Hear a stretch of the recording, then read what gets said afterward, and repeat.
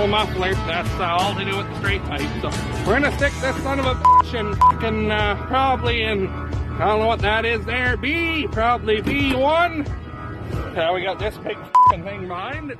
We're gonna just step it out of the way. Hey guys, how's she going today? Well, time to say goodbye to a piece of machinery that's been around for quite a while on the old ranch. We're off to the auction barn with the old 5000 flexi coil and the 3450 tank. I bought the toolbar with a 1330 tank way back before the YouTube days. And then, well, if you go far enough back, you can see when we added the big air tank and everything to the setup. But it's been around for shit, I bet you. Oh, when was, I think probably 2015 actually when I bought this thing. So I've had it for a while. Anyway, I guess I put it up for sale and didn't really had a few bites, but no one offered what I wanted. And I don't know, watching how used machinery's been selling at these auction sales here lately, I think I'm gonna take my chances. So I'll put a link to the consignment sale that the old girl's gonna be in. Maybe if any of you guys are looking for a drill, you can bid on it. So anyway, we got probably a 2-hour drive one way to drop it off, so we'll be driving for a little bit here. Anyways, talk to you in a few.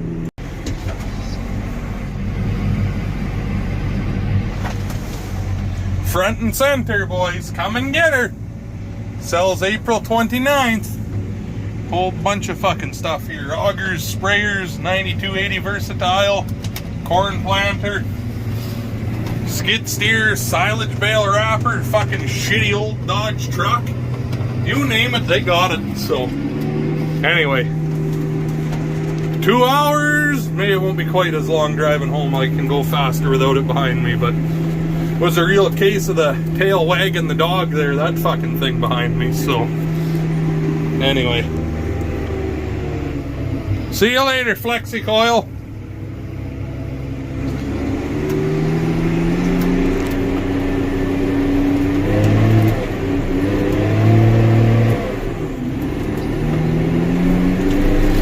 Oh, look at the mud flying.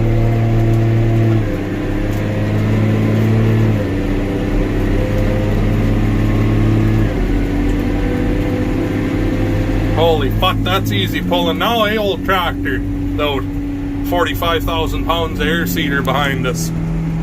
27 mile an hour, like nothing. Nothing! Alrighty, talk to you in a few. Oh no, the sheriff's here. Maya, where's your police car? Oh, she's cranky. Anyway, it's the next day. 27th winter is happening outside today. Snowing, wind like a bitch, rain, ice pellets, all of it. All the seasons all mixed together. I just got back from town here. I'm working on putting together the old Rambach. This is the anhydrous cooler. It's a Raven. I've got a Raven speed valve, and then this is our flow meter. That's the cooler to so that your anhydrous isn't all vapors. The old system didn't have a cooler like that, so you had quite a bit of vapor from your anhydrous, so you would be losing a bit. So be a little more efficient here this way. Plus with that, it'll be auto rate control, so if you start spinning and such, it'll adjust on its own. Anyway, I got it clamped to the bench here because I'm just trying to get things figured out how we are going to plumb it. So went to co-op and bought a bunch of fittings here. And I'm just working on putting our thread tape on and tightening things up. So we'll get all this put together and then we'll talk to you in a few.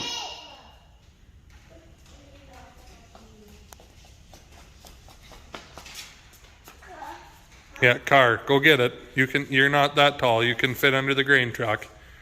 You're not going to bump your head. You don't need to worry about it. Like 2 of you could fit under there, so.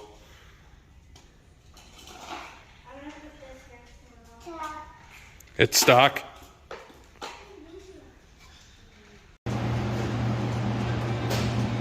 Maybe. Paint is too thick. Paint's too good on that flexi coil. To grind a spot, maybe.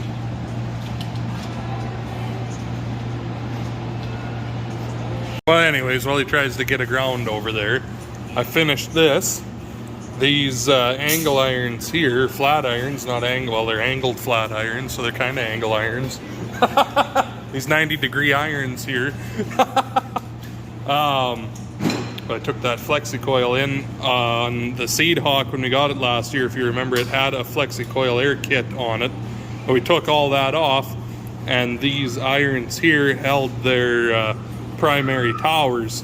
Well, Amanda yesterday unbolted all the primary towers off of these pieces of flat iron, and I took those towers into the secondary, whatever, I don't know what they are on there, because it goes right from the air tank to them, so wouldn't that be a primary tower? I don't know. The seed tower anyway on it. I took all of them into the auction sale, and then well, I refurbished 2 of them here. The holes and everything, actually, everything lined up perfect here to clamp everything down nice and solid. I used a nut for a spacer there to keep everything level, but it's not going anywhere now. Now what we're doing now, Dad's making a piece because it's been quite a few years since we've had the old drill fill on the back of the brown 3-ton here, and we've misplaced the auger holder that would go here where this would fold down into. I'm gonna go back to using this for filling the Borgo when I do my soybeans and my peas. Too much of a fuck around by myself trying to use that 7-inch auger. That filled it fast, but too much because you'd have to stand down on the ground and shake that powder in and watch how full your tank was getting, and with that auger being so long, and I had that long black spout on it so that I wouldn't have to move each time.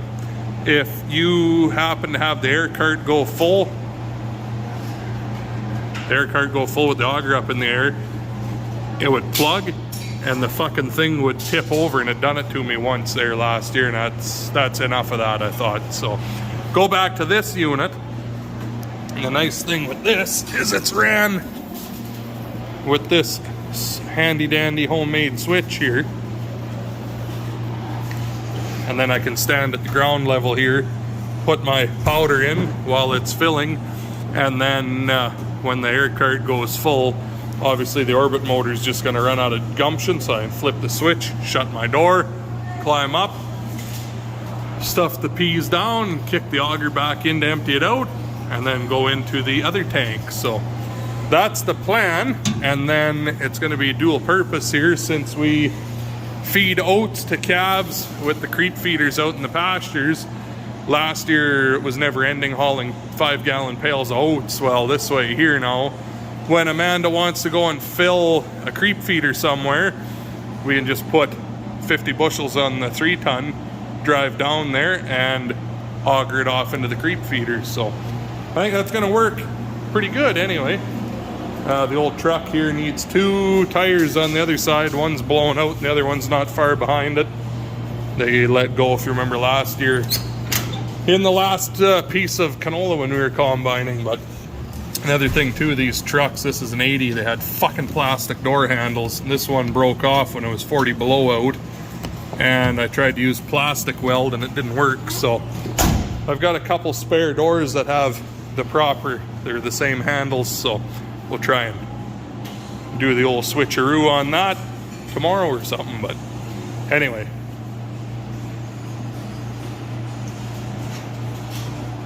that would help.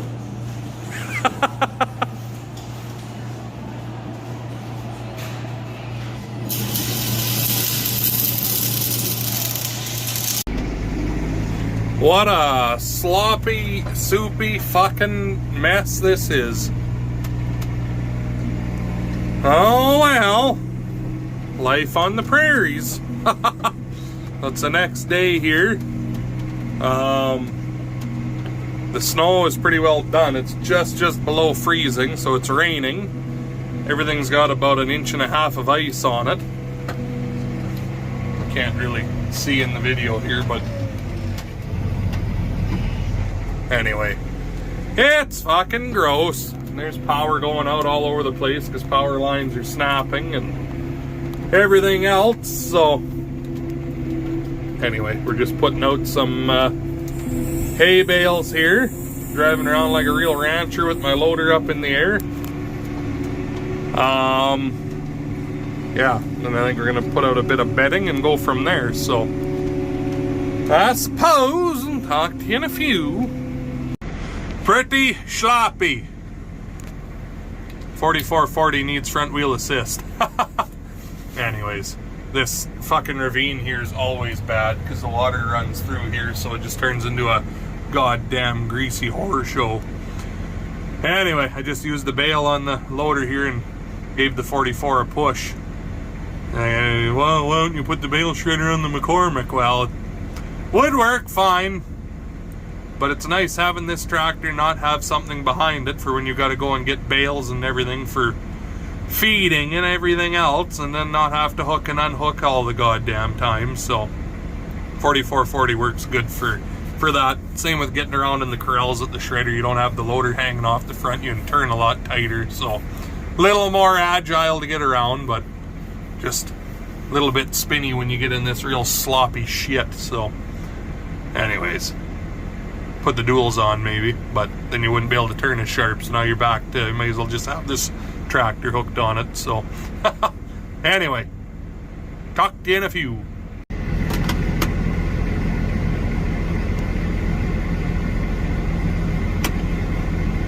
See if the old 44 can chew her way back. Of course, the fucking cow gonna go stand in the way of him when he takes his run at it.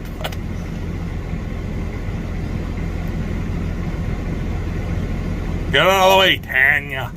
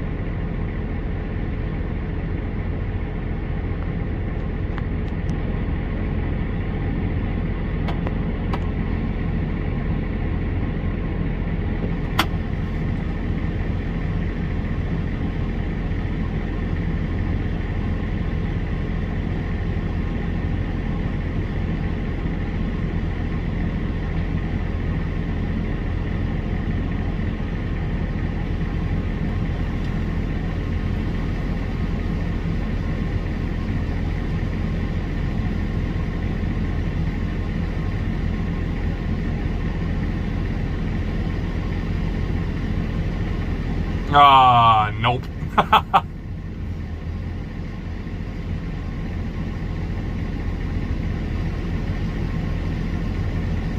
Have to go kick the 6-wheel drive in for him here again.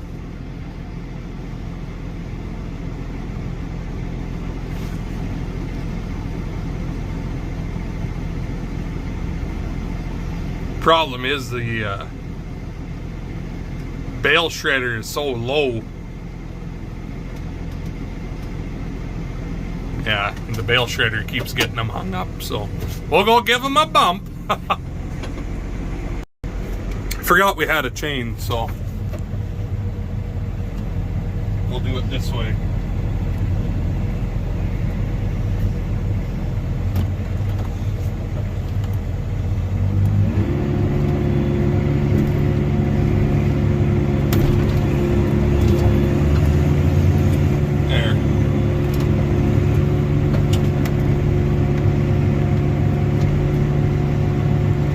Perfect.